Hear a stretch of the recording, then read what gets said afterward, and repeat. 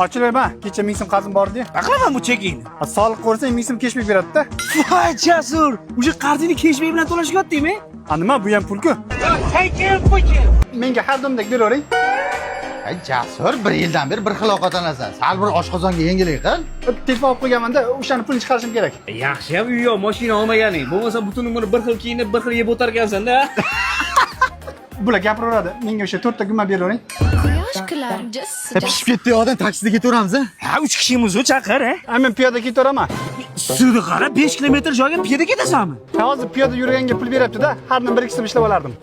Voy Jasur, piyoda yurman pul topishing kerak sen. Nima, любой biznes qarashadi.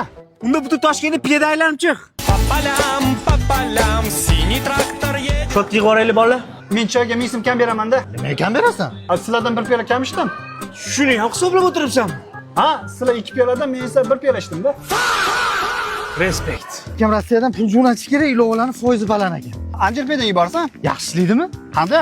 Anjelpay ilovasi orqali Rossiyadan turib O'zbekiston, Qirg'iziston, Tojikiston va undan tashqari 200 ta davlatga pul yuborsa bo'ladi. O'zbekistonning Humo, Visa, Uzcard kartalariga va naqd pul yuborish mumkin.